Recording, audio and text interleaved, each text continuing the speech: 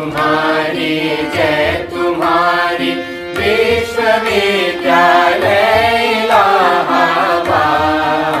जय जय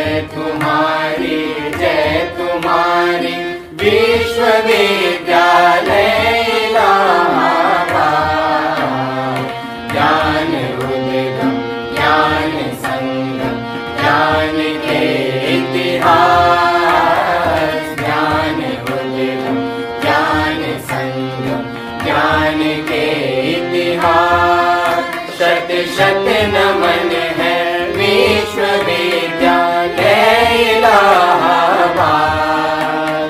सुंदरम सत्यम शिवम अवधारणा।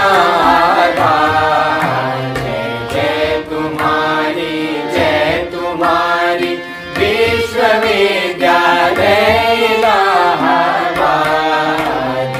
जय तुम्हारी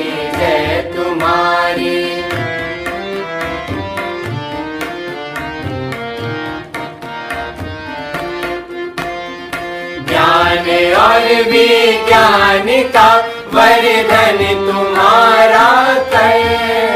साहित्य और संगीत की सेवा तुम्हारा धर्म।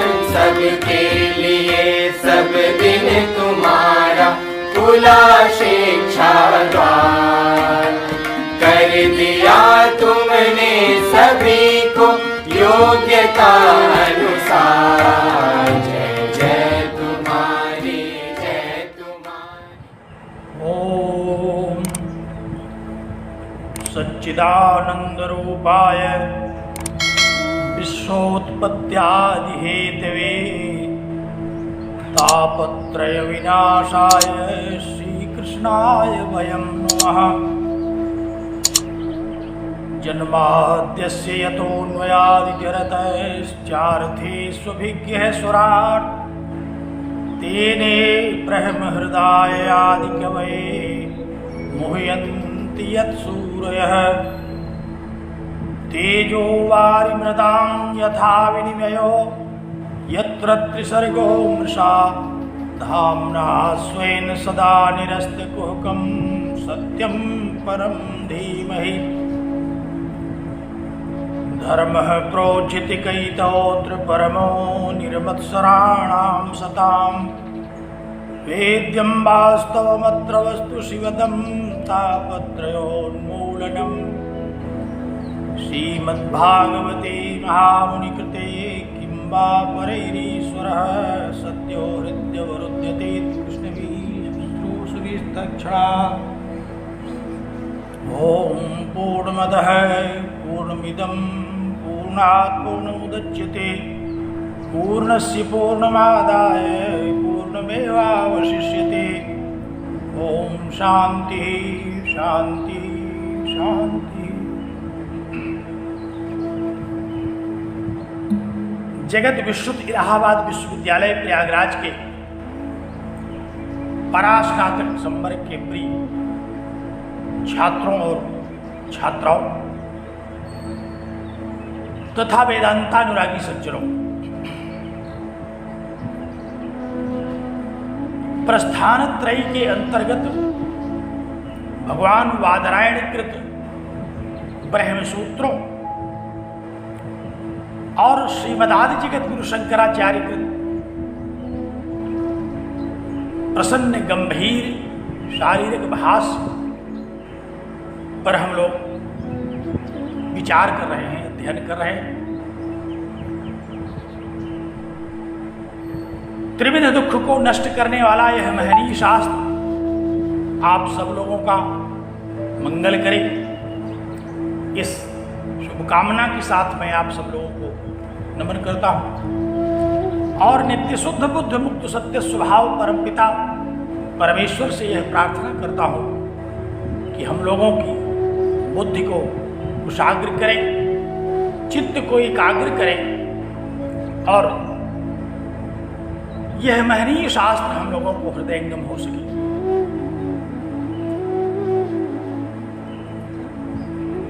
आपको स्मरण होगा हम लोग ब्रह्मसूत्र शंकर भाष्य के आनंदमय अधिकरण में विचार करते हुए पहुंचे हैं।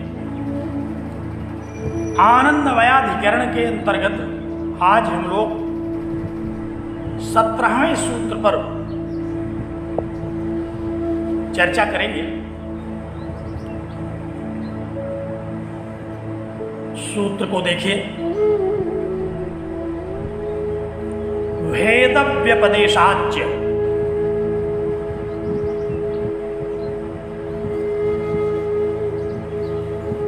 क्या कह रहे हैं भगवान सूत्रकार? भेद व्यपदेशाच्य, भेद का कथन करने के कारण। सूत्र का तात्पर्य क्या हुआ? प्रकरण आप स्मरण करें। आनंदमय है आत्मा और नानंदमय है संसारी। आत्मा परमानंद स्वरूप है और जीव संसारी है। ये परमानंद स्वरूप जीव नहीं है। और आनंदमय स्वरूप परमात्मा कहा जाता है। आनंदमय स्वरूप परमात्मा ही कहा जाता है। श्रुतियों ने ऐसा अनेकधा गान किया, अनेक बार ऐसा कहा। आनंदमयोभ्यासात्, अभ्यास पूर्वक श्रुतियों ने परमात्मा के स्वरूप को आनंदमय बताया। तो परमात्मा तो आनंदमय है, जीव आनंदमय नहीं है। या इसको इस प्रकार से हम लोग विचार कर लें कि आनंदमय पद परमात्मा के लिए ही कहा गया है, जीव के लिए नहीं। और विविध प्रकार के हेतु देते हुए भगवान भाष्यकार ने सूत्रों के आधार पर इसी विषय का विचार कर रहे हैं, इसी विषय पर विवेचन कर रहे हैं। इसके पहले भी व्याकरण के आधार पर मयट प्रत्यय को विषय बनाकर मंत्रों में और ब्राह्मणों में आनंदमय स्वरूप पद का जो कथन हुआ उसको आधार बना करके भगवान भाष्यकार ने बार बार इस विषय को प्रतिपादित किया कि आनंदमय है आत्मा, परमात्मा ही आनंदमय है। जीव आनंदमय शब्द के द्वारा नहीं कहा जाता। इसी तथ्य को पुनः इस 17वें सूत्र के द्वारा विचार किया जा रहा है। मन में जिज्ञासा उठती है कि आखिर जीव को आनंदमय क्यों नहीं कहें, परमात्मा को ही क्यों कहें? जब वेदांत कहता है कि जीवो ब्रह्मैव नापरः, जीव ब्रह्म ही है, ब्रह्म से भिन्न नहीं है, तो फिर ऐसा क्यों कहा जा रहा है कि आनंदमय संज्ञा परमात्मा की है, पर ब्रह्म की है, आत्मा की है, न जीव से, जीव की नहीं है? यह एक शंका मन में है, ये जिज्ञासा मन में उठ रही है। अब इस जिज्ञासा को संपन्न करने के लिए, इस जिज्ञासा को समाहित करने के लिए भगवान सूत्रकार ने यह सूत्र उद्धृत किया और इस सूत्र को समझाते हुए भगवान भाष्यकार ने इस पर जो भाष्य लिखा, इस बात को प्रतिपादित करता है कि आनंदमय शब्द के द्वारा परमात्मा का ही कथन किया गया है, जीव के द्वारा नहीं किया गया है। भाष्य के अनुसार इसको देखा जाए क्या कहा भाष्यकार ने। कहते हैं कि इतश्च नानंदमय संसारी। कहा कि ये कारण और बता रहे हैं, इस कारण से भी, इतश्च माने पूर्व में उक्त जो कारण थे उन कारणों के आधार पर तो हम लोगों ने इस बात को समझने की चेष्टा कर ली कि परमात्मा आनंदमय है। जीव को आनंदमय शब्द के द्वारा नहीं कहा जाता। एक कारण और बताते हैं, कहते हैं इतश्च, यह भी एक कारण है कि नानंदमय है संसारी। संसारी माने जीव, संसरण करने वाला जो संसारी है वह नानंदमय है, उसको आनंदमय शब्द के द्वारा नहीं कहा जाता। क्या कारण है इसमें? कहते हैं कि यस्माद आनंदमयाधिकारी। आनंदमय, परमात्मा को आनंदमय बताने का जब प्रकरण आरंभ हुआ, अधिकारी माने प्रकरणे, आनंदमय अधिकारी अर्थात परमात्मा ही आनंदमय स्वरूप है, इस प्रकरण का जब तैत्रीय श्रुति ने विवेचन करना आरंभ किया तो वहां आनंदमय स्वरूप कहा परमात्मा को। उस पर एक बार विचार कर लेने की आवश्यकता है। भगवान भाष्यकार ने पुनः हम लोगों को तैत्रीय श्रुति की उन श्रुतियों की ओर ध्यानाकर्षण किया जिन श्रुतियों को हम लोगों ने 12वें सूत्र के अंतर्गत एक बार विचार किया था, लेकिन यहाँ एक विशेष हेतु से उन सूत्रों को, उन श्रुतियों को उद्धृत कर रहे हैं। तो कहते हैं कि आनंदमयाधिकारे, आनंदमय के प्रकरण में परमात्मा ही आनंदमय है, इस प्रकरण को बताते हुए तैत्रीय श्रुति ने संसारी को आनंदमय नहीं कहा, उसने परमात्मा को ही आनंदमय कहा। ध्यान से इस बात पर चित्त एकाग्र करें। तैत्रीय श्रुति ने आनंदमय प्रकरण में जब परमात्मा के आनंदमय स्वरूप का विवेचन आरंभ किया गया तो वहां आनंदमय शब्द के द्वारा परमात्मा को ही कहा गया, न संसारी जीव को नहीं कहा गया। कैसे इस बात को समझाना चाहते हैं? कहते हैं स्मरण कीजिए, उस प्रकरण में आरंभ हुआ, आनंदमय को उद्धृत किया, कहा कि रसो ऐसा। 12वें सूत्र में जहां से श्रुतियों का हम लोगों ने आरंभ किया था विचार करना, वहीं ये श्रुति आई थी, अन्योन्यांतर आत्मा आनंदमय। और उसी प्रकरण में आया कि रसो वही सह माने सह आनंदमय है परमात्मा, वही आनंदमय परमात्मा रसो वही, निश्चित ही वही रस है, वही आनंद रस है। रस तो दुनिया में बहुत है, लेकिन इस श्रुति ने क्या कहा? कहा कि रसो वही सह, रस तो वही, और जो रस हैं वो सब कहने के लिए रस कहे जाते हैं, उसमें कुछ दूसरी तरह का रस विचार आता है, लेकिन रस तो वही है जो बहुत प्रिय हो, जिसमें सबको आनंद आ जाए। वस्तुतः रस तो वही। हम लोग षट रस की चर्चा अगर करें तो किसी को तीखा अच्छा लग जाता है, किसी को मीठा अच्छा लगता है, किसी को कड़वा अच्छा लगता है, किसी को नमकीन अच्छा लगता है, लेकिन रस तो वही है जो सबको अच्छा लगे। इस आशय से कहा गया कि रसो वही सह, अरे रस तो वही है जो सबको अच्छा लगे।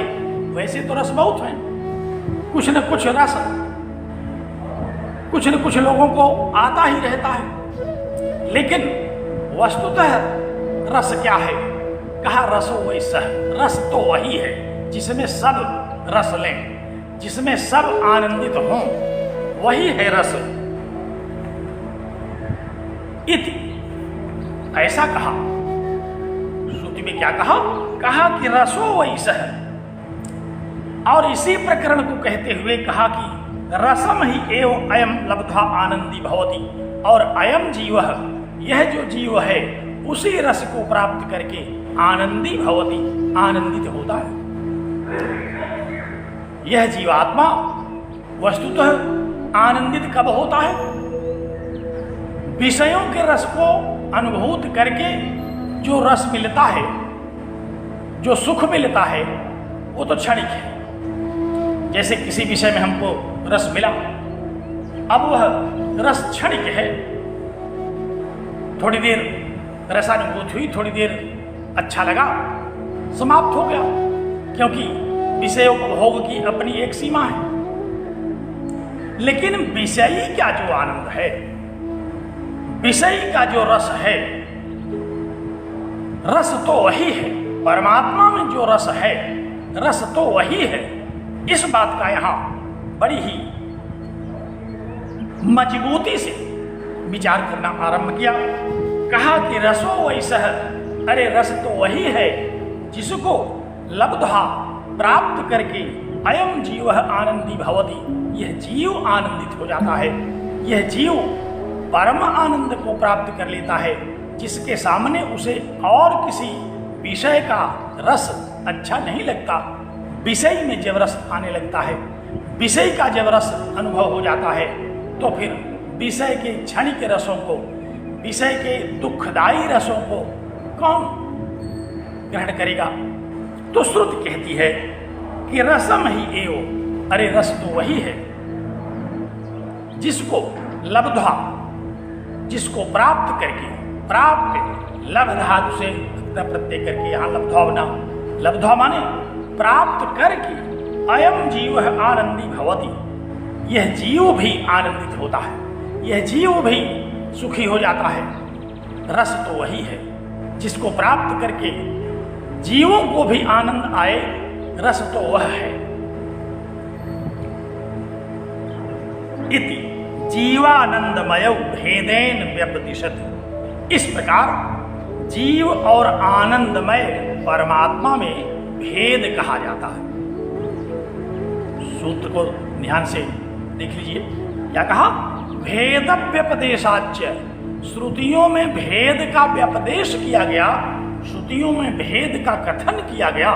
किस प्रकार कथन किया गया? कहा कथन इसी प्रकार किया गया कि श्रुतियों ने रस तो उसी परमात्मा का, परमात्मा को माना। कहा कि रसो वैसा है, रस तो वही है जो अन्योन्यंतर आत्मा आनंदमय है, जो आनंदमय है। रस वो नहीं है जो आनंदमय नहीं है, रस वो नहीं है जो क्षणिक है, रस वो नहीं है जिसको प्राप्त करने के बाद किसी दूसरे रस को भी प्राप्त करने की इच्छा रहे। रस तो वही है जो परमानंद रस की प्राप्ति करने के बाद आनंदित होने की अनुभूति होती है। कहा कि रसो वैसा, रस तो वही है। इस संसार के जितने विषय भोग हैं, उनमें जो रस हम लोगों को मिलता है, वह रस तो क्षणिक है। भोजन में जो रस मिला, वो रस थोड़ी देर चलेगा। मिठाइयों में कोई रस मिला, वह रस थोड़ी देर चलेगा। लेकिन एक ऐसा रस है जिसको परमानंद रस कहते हैं, जो परमानंद स्वरूप परमात्मा में ही होता है। कहा कि रसो वैसा है, रस तो वही है। सारी श्रुतियों ने इस बात को उद्घोष किया। वही माने प्रसिद्ध्यर्थक है यह। कहा कि अरे यह कौन नहीं जानता कि परमानंद रस तो वही है परमात्मा। अन्य जो रस हमको प्रतीत होते हैं, इंद्रियों के संपर्क में विषयों के आने से जो रस प्राप्त होते हैं, वे तो केवल रसाभास हैं, रस का आभास करा देते हैं, रस की एक झलक दिखा देते हैं, रस की केवल अनुभूति का आभास मात्र करा देते हैं, वे रस नहीं है। वस्तुतः रस तो वह है जो परमानंद है, जो परमानंद स्वरूप परमात्मा की अनुभूति में जो रस आता है, रस तो वह है। इस प्रकार जीव को उस रस से आनंदित होने वाला कहा गया और उस आनंदमय को परम रस कहा गया। रसो वही सह, रस तो वही है, परमात्मा ही, जिसमें से थोड़ा बहुत पा करके जीव भी आनंदित होता है। तो एक तो रस का सागर है, एक तो परमानंद रस का महासागर है, और एक क्या है, एक यदा कदा उसमें से कुछ रस की अनुभूति कर लेता है। तो दोनों अलग अलग प्रतीत हो रहे हैं। एक तो रस स्वरूप है जिसमें सारा का सारा केवल रस ही है, और दूसरा उस रस से प्राप्त कुछ करके रसानुभूति कर लेता है। तो ये भेद व्यपदेश है। ये भेद का व्यपदेश माने कथन है। क्या कथन है? कथन यही है कि रसो वैसा, रस तो वो परमात्मा है, और उसी रस को लब्धा यदा कदा, उसी रस को प्राप्त करके आनंदी भवति, जो आनंदित होता है, जो सुखी होता है, वह जीव है। तो इति जीवानंदमय, इस प्रकार जीव में और आनंदमय ब्रह्म में भेदेन व्यपदिशति, भेद के द्वारा दोनों के स्वरूप को कहा जाता है। दो तत्व कहे गए, एक तो परम रस कहा गया जो परमात्मा है, आनंदमय है, और दूसरा जीव है जो उस आनंदमय की थोड़ी बहुत अनुभूति करके कभी रस की अनुभूति कर लेता है, वह जीव है। तो दो तत्व हुए, एक रस स्वरूप है, एक आनंदमय रस स्वरूप है, और दूसरा उस रस से पाने के बाद कुछ आनंदित होता है। दो तत्व कहे, और दोनों अलग अलग हैं, क्योंकि नहीं लब्धयो लब्धव्यो भवति, प्राप्त करने वाला ही प्राप्तव्य नहीं होता।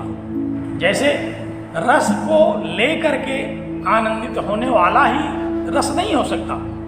रस तो प्राप्त करने वाले का कर्म है, और प्राप्त करने वाला उसका कर्ता है। तो कहा कि कर्ता और कर्म ये दोनों एक नहीं हो सकते। कर्ता कर्ता होता है, कर्म कर्म होता है। उसी तरह से परमानंदमय परमात्मा परमानंदमय होता है, और उससे रस पा करके आनंदित होने वाला जो जीव है वो जीव होता है। व्यपदेशेन, व्यपदेश के द्वारा ऐसा कहा जाता है, व्यपदेश के द्वारा ऐसा कथन हम लोगों को प्राप्त होता। अब जब ये कथन मिला कि रस तो वही है जिसका थोड़ा बहुत अनुभव करने के बाद हम भी आनंदित हो जाते हैं, तो कहा फिर वेदांत ऐसा क्यों कहता है कि जीवो ब्रह्मैव नापरः, जीव ब्रह्म ही है, दूसरा नहीं। अगर जीव रस का प्राप्त करने वाला है और परमात्मा रस है, तो दोनों में अभेद कैसे कहा गया, दोनों में अद्वैत कैसे कहा गया, फिर ये उक्ति कैसे चरितार्थ होगी कि जीवो ब्रह्मैव नापरः। तब तो यह श्रुतिवाक्य बाधित हो रहा है, तब तो यह श्रुतिवाक्य सार्थक नहीं हो रहा है। जब रस लेने वाला कोई और रस कोई और, तो यहाँ द्वैत की अनुभूति हो रही है, द्वैत की प्रतीति हो रही है।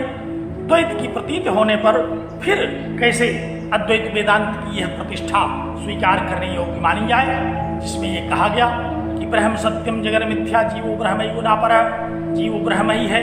ये कैसे माने जब यहाँ भेद व्यपदेश हो रहा है, जब भेद व्यपदेश के द्वारा जीव को जीव कहा जा रहा है, आनंदमय स्वरूप को आनंदमय कहा जा रहा है, तो दोनों का नाम ही दो रख दिया गया, दोनों का स्वरूप ही दो बता दिया गया, दोनों में द्वैत की साफ अनुभूति हो रही है।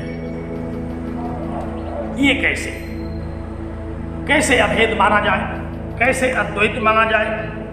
कहते हैं कि प्रश्न करते हैं, संदेह उठाते हैं, कहते हैं कथम तरहि आत्मा अन्वेष्टव्य। तो फिर कैसे श्रुतियां कहती हैं कि आत्मा का अन्वेषण करना चाहिए?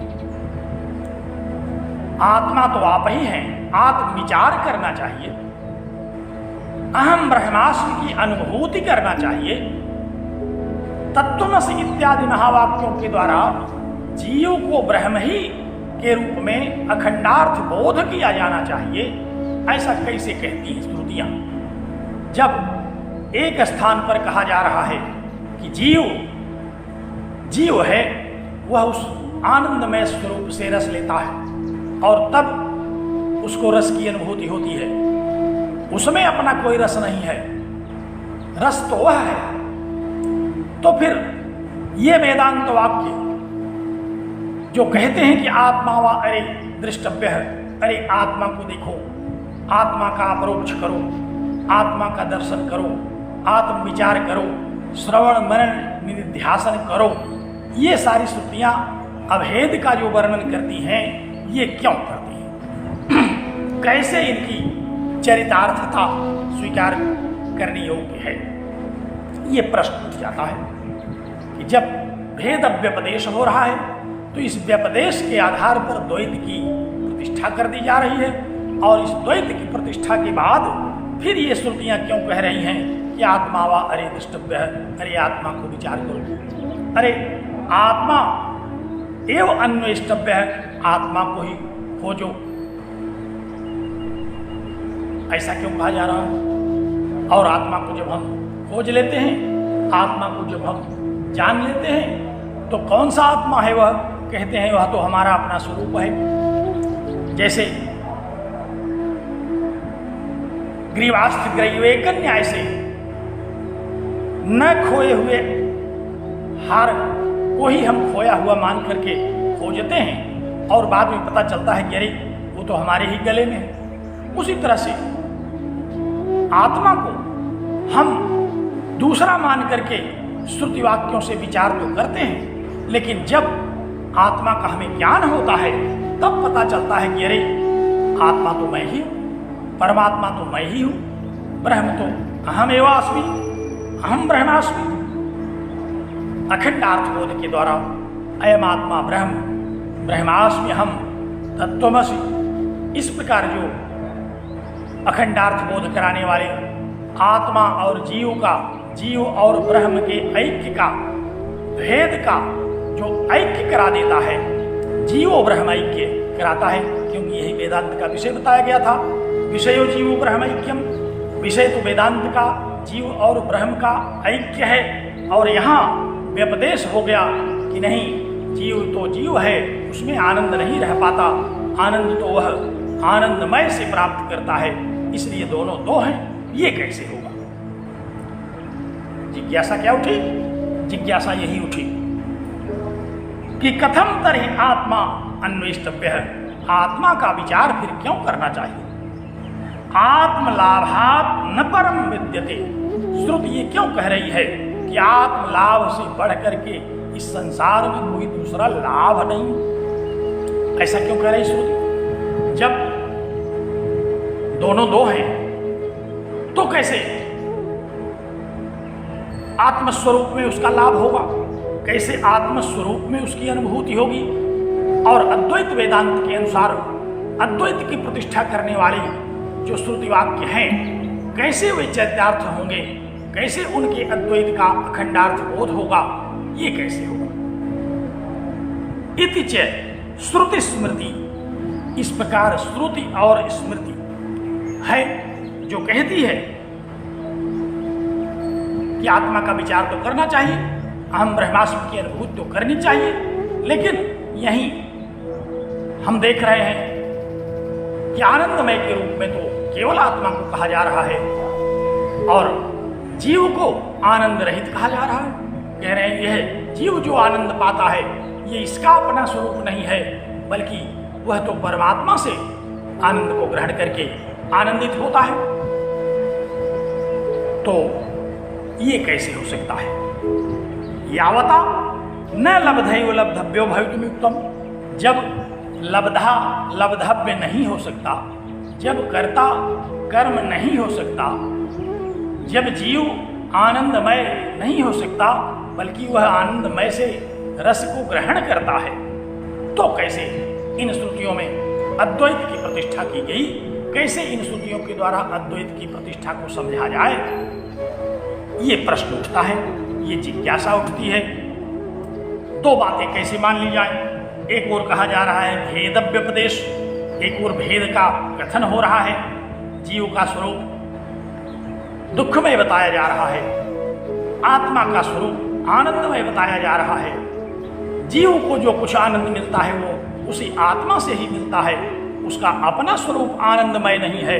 और दूसरी ओर श्रुति वाक्य कह रहे हैं कि आत्मा व अरे बोधव्यम, आत्मा व अरे दृष्टव्य है। ये कैसे हो सकता है? एक ओर अखंडार्थ बोध कराने की चेष्टा और दूसरी ओर दोनों का द्वैत बताने की चेष्टा, ये कैसे हो सकती है? ये हो नहीं सकता। या तो दोनों में द्वैत है या तो दोनों में अद्वैत है। भाष्यकार ने इस जिज्ञासा को उठा करके कहा, बाढ़म ठीक कह रहे हैं आप जो कह रहे हैं ठीक कह रहे हैं, क्योंकि हो तो यही सकता है, या तो दोनों दो हो या तो दोनों में अभेद हो। ये कैसे हो सकता है कि दोनों दो भी हों और अभेद भी हो? एक बार ऐसा हुआ, एक किसी विद्यार्थी की जिज्ञासा हुई, वो गुरु जी के पास गया, एक अपनी जिज्ञासा व्यक्त की, गुरु जी ने उसको समझाया, समझ गया, लेकिन बात बहुत मन में नहीं बैठी। फिर दूसरे गुरु जी के पास गया, उनसे भी वही जिज्ञासा प्रकट किया। दूसरे गुरु जी ने एकदम पहले गुरु जी से बिल्कुल भिन्न बात बता दी, दूसरी तरह समझाया, तो उसको और भ्रम हो गया। एक विद्वान ऐसा कह रहे हैं, दूसरे विद्वान ऐसा कह रहे हैं। तो तीसरे विद्वान के पास गया, उसने कहा कि महाशय हमारी समस्या ये है, जिसको मैंने अमुक विद्वान से पूछा तो उन्होंने ये बताया। उन्होंने कहा हाँ, उन्होंने ठीक बताया। कहा लेकिन जब मैं दूसरे विद्वान के पास गया तो उन्होंने दूसरी बात बता दी। कहा हाँ हाँ, उन्होंने भी ठीक बताया। तो कहा कि तब ये दोनों कैसे हो सकते हैं? उन्होंने कहा तुम भी ठीक बता रहे, ये कैसे हो सकता है? यहाँ एकदम वही बात है। एक बार भेद व्यपदेश किया जा रहा है, एक बार कहा जा रहा है कि जीव जो है नानंदमय है, जीव तो आनंदमय है नहीं। दूसरा श्रुति कह रही है ये रसो वैसा है, परमात्मा ही रस है, वही ऐसा रस है जिसको प्राप्त करने से लोग रसानुभूति करते हैं। तो फिर ये श्रुति वाक्य जो अद्वैत बोध कराने वाले हैं, ये किस लिए हैं? जब दोनों अलग अलग हैं तो ये किस अद्वैत का बोध कराएंगे? भगवान भाष्यकार ने कहा कि आप भी ठीक ही कह रहे हैं, जब दोनों दो हैं तो कैसे कराएंगे? हम समझाते हैं कैसे कराएंगे, बताते हैं। यद्यपि दोनों को दो कह दिया, दोनों को अलग अलग स्वरूप में बता दिया, तथापि फिर भी कहा कि तथापि आत्मनो अप्रच्युतात्म भावस्य सतस्तत्वावबोध निमित्तो मिथ्ययो देहादिषु आत्मस्वात्म निश्चयो लौकिको दृष्ट है। कहा फिर भी अब मैं आपको सुनाता हूं कि कैसे श्रुतियां कहती हैं अद्वैत बोध को। कहा कि लौकिको दृष्ट है। ये जो बात है कि कैसे दोनों में अभेद हो सकता है, ये लौकिक दृष्ट है, लौकिक भ्रम है, ये व्यावहारिक भ्रम है, पारमार्थिक नहीं है। ये क्या है? कहा कि ये व्यावहारिक भ्रम है। आत्मनो अप्रच्युतात्म भावस्य, आत्मा तो अप्रच्युत है, उसमें तो किसी प्रकार का भेद नहीं होता। रसो वैसह, रस तो वही है, उसमें किसी प्रकार का भेद नहीं है। परमार्थतः परमानंद स्वरूप परमात्मा तो वही है, उसमें किसी प्रकार का भेद भी नहीं है। लेकिन अज्ञान के कारण, अध्यास के कारण मिथ्यैव देहादिषु अनात्म स्वात्म निश्चयो, आत्मा में और अनात्मा में जो निश्चय का अभाव है, जो मिथ्या निश्चय हो जाता है, जब हम आत्मा को अनात्मा और आत्मा को अनात्मा तथा अनात्मा को आत्मा समझ जाते हैं, जैसे अध्यास की स्थिति में रज्जु को सर्प समझ जाते हैं, तो क्या वहां दो हैं? वहां रज्जु ही है, सर्प नहीं है। लेकिन हमें रज्जु की सर्प के रूप में अनुभूति होती है। कब तक? जब तक रज्जु का यथार्थ ज्ञान नहीं हो जाता। उसी तरह से जीव को जीव की अपने दुखमयता की, रसहीनता की अनुभूति तभी तक होती है जब तक कि वह आनंदी नहीं हो जाता, जब तक कि वह परमानंद स्वरूप परमात्मा का बोध नहीं कर लेता, तब तक तो द्वैत का बोध होता रहता है। लेकिन जैसे ही अहम ब्रह्मास्मि की अनुभूति होगी, वैसे ही यह द्वैत समाप्त हो जाता है।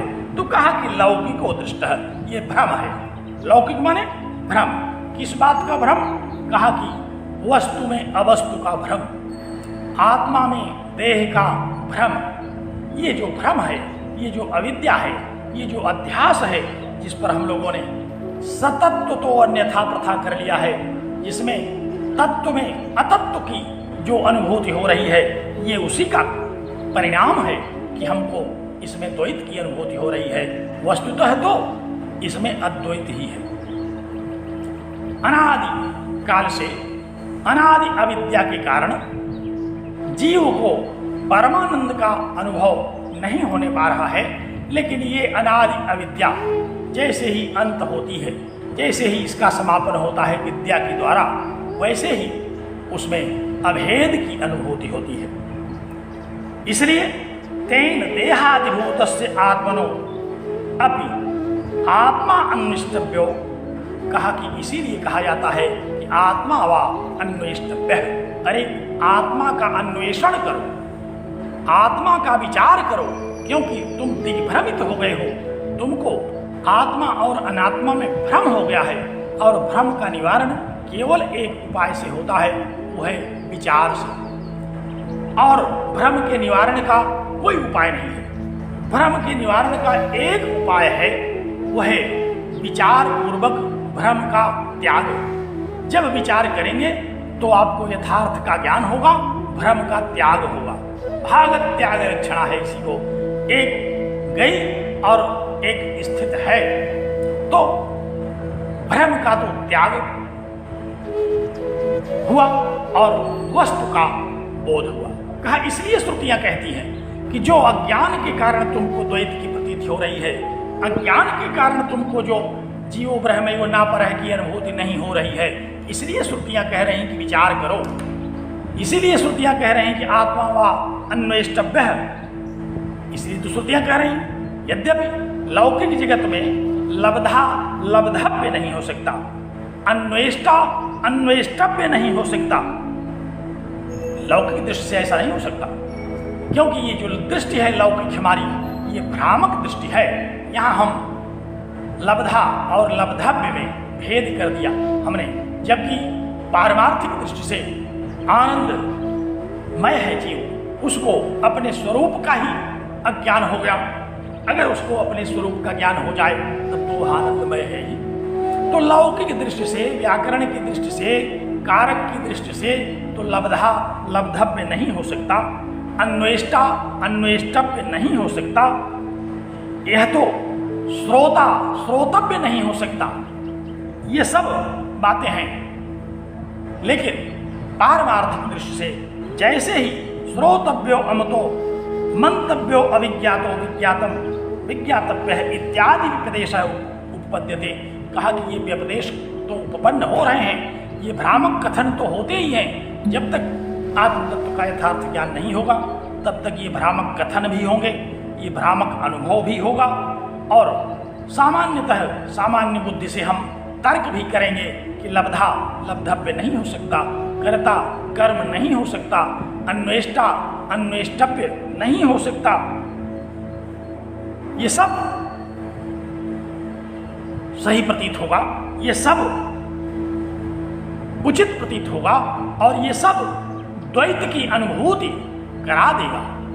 लेकिन प्रतिसिद्ध्यते एव तु परमार्थतः, कहा कि परमार्थ पर जब परमार्थ विचार होता है तो ये सब प्रतिसिद्ध्यते, इनका सब का निषेध हो जाता है। परमार्थतः सर्वज्ञात परमेश्वरात् अन्यो दृष्टा श्रोता वा नान्य तो अस्ति दृष्टा। कहा कि श्रुतियां इसीलिए अंत में कहती हैं कि देखो कोई दूसरा न तो दृष्टा है न कोई दूसरा श्रोता है, अद्वैत आत्म तत्व ही है, उसके अतिरिक्त कुछ नहीं था इस जगत की उत्पत्ति की पहले। सदैव सौम्य इदम अग्र आसीत एकमेवा द्वितीयम। ये तो अज्ञान है, ये तो अविद्या है, जिसके कारण हमें द्वैत की अनुभूति हो रही है, जिसके कारण हम ही अन्वेषक बन गए हैं अपने आप के। हम अपना ही अन्वेषण कर रहे हैं। हम कहाँ खो गए हैं, हम कहाँ भटक गए हैं। जब हम भटकते हैं तो हम अपने आप को सही रास्ते पर ले आते हैं। अगर कोई भटका हुआ व्यक्ति कहे कि नहीं नहीं हम भटके नहीं हैं, हम अपने आप को सही रास्ते पर नहीं ले जाएंगे, तो फिर वो कभी सही रास्ते पर आएगा नहीं। इसलिए द्वैत में जो भटक गया है, भ्रम के कारण जीव और परमात्मा के बोध में जो भटक गया है, उसको सही रास्ते पर ले आने के लिए, उसको पुनः समझाने के लिए ये परमार्थतः यही श्रुति वाक्यों को समझना पड़ता है। इन्हीं श्रुति वाक्यों के द्वारा उसे यथार्थ बोध होता है। जो श्रुति वाक्य कहते हैं कि नान्योस्ति अतो दृष्टा, इसके अतिरिक्त कोई दूसरा दृष्टा नहीं है। दृष्टारम अनेकेन विजानीयात, दृष्टा को भला किसके द्वारा देखा जाए। विज्ञातारम अनेकेन विजानीयात, विज्ञाता को भला किसके द्वारा जाना जाए। यही ज्ञाता है, यही विज्ञाता है, इसको जानने वाला कोई दूसरा नहीं है। इसलिए जब तक आत्म तत्व का यथार्थ बोध नहीं होगा, तब तक भ्रम के कारण, लौकिक व्यवहार के कारण इस व्यावहारिक जगत में हमको लब्धा और लब्धव्य में भेद तो मिलेगा, अन्वेष्टा और अन्वेष्टव्य में भेद तो प्रतीत होगा।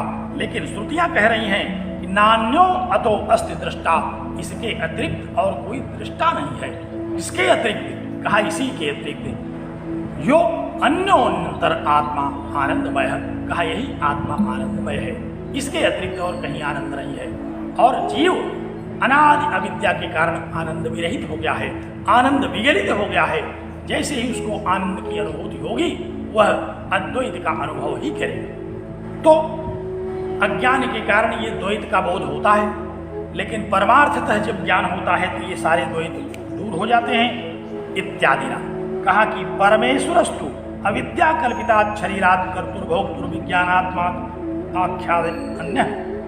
कहा कि अज्ञान के कारण ही ये परमात्मा कर्ता और भोक्ता इत्यादि के रूप में अलग दिखाई पड़ता है। अज्ञान के कारण, यथा जैसे एक दृष्टांत दिया बड़ा आनंददायी। कहा यथा मायाविनः चरम खड्गधरात् सूत्रेण आकाशम अधिरोहतः स एव मायावी परमार्थ रूपो भूमिष्ठो अन्य। कहा जैसे कोई जादूगर, कोई मायावी अपनी जादू दिखा रहा होता है जब, और एक खंभे को, बहुत ऊंचे खंभे को गाड़ करके नीचे खड़ा हो जाता है, उसमें सूत्र लटका होता है और वो कहता है कि देखो, एक हाथ में ढाल और एक हाथ में तलवार लेकर के बिना पकड़े हुए मैं इस सूत्र पर चढ़ने चल रहा हूं। और माया के द्वारा, जादू के द्वारा ऐसा दिखाई पड़ता है कि तलवार और ढाल हाथ में लिए उस सूत्र पर चढ़ा चला जा रहा है, जबकि परमार्थतः क्या है, परमार्थतः वह तलवार और ढाल लिए नीचे खड़ा है। तो कहा कि यथा मायावी न, जैसे मायावी, जैसे जादूगर है, वह परमार्थ रूपो भूमिष्ठो, परमार्थतः तो वह भूमि पर स्थित है, लेकिन अन्य आकाशम अधिरोहतः एव। दूसरा जो माया जन्य है, दूसरा जो माया जन्य व्यक्ति हाथ में तलवार और ढाल लिए दिखाई पड़ रहा है, उस सूत्र पर चढ़ते हुए वो उसकी माया है, जबकि है वो अकेला, तो अकेला नीचे खड़ा है कि सूत्र पर चढ़ रहा है। तो सूत्र पर जो चढ़ने वाला है वो माया है और नीचे जो खड़ा है वही परमार्थ है। तो कहा कि लेकिन जादू देखने वाले जो इसको नहीं समझ पाते उनको तो ये लग रहा है कि ये देखो सूत्र पर बिना पकड़े चढ़ता चला जा रहा है, जबकि परमार्थता वह जादूगर नीचे खड़ा है। तो कहा कि यथा माया विनश्चर्म खड्गधरात सूत्रेण आकाशम अधिरोहता, जैसे ढाल और तलवार लेकर के चढ़ता हुआ वह दिखाई पड़ता है, जबकि सैव मायावी परमार्थ रूपो भूमिष्ठो अन्य, जबकि वह पर मायावी परमार्थतः वस्तुतः सही सही में वो नीचे खड़ा है, वो चढ़ ही नहीं रहा है। वो सूत्र इतना मजबूत नहीं है उसको पकड़ करके कोई चढ़ सके, और यहाँ तो बिना पकड़े ही चढ़ा जा रहा है। तो कहा कि ये अज्ञान के कारण, माया के कारण हमको ऐसा दिखाई पड़ रहा है। यथावा, कहा कि अथवा एक दूसरा भी दृष्टांत दिखाया, कहा यथावा घटाकाशाद उपाधि परिच्छिन्नाद अनुपाधि परिच्छिन्न आकाशो अन्य, जैसे घटाकाश, घट के अंदर परिच्छिन्न जो आकाश है वो महाकाश से अलग नहीं है, लेकिन जब तक घटोपाधि है तब तक हमको वह उसके अतिरिक्त दिखाई पड़ता है। जैसे घटोपाधि के अंतर्गत रहने वाला जो आकाश है वो हमको घटाकाश के रूप में दिखाई पड़ता है, जबकि परमार्थतः वो उस महाकाश से बाहर नहीं है, लेकिन हमको भेद लगता है कि ये घट के अंदर आकाश है, ये महाकाश से भिन्न है। उसी तरह से परमार्थतः घट उपाधि समाप्त होने पर महाकाश और घटाकाश दोनों में कोई भेद नहीं रहता, दोनों अभिन्न हैं। इसी प्रकार जब तक द्वैत की दूरी, द्वैत नष्ट नहीं होगा, अज्ञान नष्ट नहीं होगा, अविद्या नष्ट नहीं होगी, तब तक जीव का अस्तित्व अलग और परमानंदमय स्वरूप परमात्मा का अस्तित्व अलग होगा। ईदृशम च विज्ञानात्म परमात्म भेदमाश्रित्य, कहा यही भेद आश्रित करके इसी विज्ञान और परमात्मा को जब तक आप विज्ञानमय रहेंगे, जब तक बुद्धि आपकी भ्रामक रहेगी, तब तक तो आपको द्वैत दिखाई देगा। जब तक आनंद अन्योन्यतर आत्मा विज्ञानमय है दिखाई पड़ता रहेगा, तब तक तो आपको पार्थक्य दिखेगा। लेकिन जैसे ही आपको आनंदमय आत्मा का बोध होगा, वैसे ही परमार्थ ज्ञान होगा। ईदृशम च विज्ञानात् परमात्म भेदमाश्रित्य, इसी बात का आश्रय लेकर के नेत्रोपत्ते भेद व्यपदेशाच इत्युक्तम, कहा ये दो सूत्र जो आए, इन दोनों सूत्रों में जीव और परमात्मा का जो पार्थक्य समझाने की चेष्टा की गई वो आविद्यक दृष्टि से तो पार्थक्य है, लेकिन विद्या की दृष्टि से, परमार्थ दृष्टि से इन दोनों में कोई भेद नहीं है। उसी तरह से जब तक अज्ञान है, जब तक माया है, जब तक हमारा ज्ञान दूर नहीं हो रहा है, तब तक तो जीव जीव है और ब्रह्म ब्रह्म है। लेकिन ज्ञाते द्वैतम न विद्यते, जैसे ही उस परमात्मा तत्व का ज्ञान होता है फिर द्वैत नहीं रह जाता, फिर जीव ब्रह्म ही नापर है, जीव ब्रह्म ही होता है, दूसरा नहीं। तो इस प्रकार द्वैत का ज्ञान तब तक जब तक अविद्याग्रस्त है। बड़ा आनंददायी विषय रहा। आपको बहुत धन्यवाद कि आपने इतनी देर तक सुना। अब आगे का व्याख्यान हम पुनः करेंगे। आइए मंगलाचरण करें। ओम पूर्णमदः पूर्णमिदं पूर्णात् पूर्णमुदच्यते पूर्णस्य पूर्णमादाय पूर्णमेवावशिष्यते। ओम शांति शांति शांति।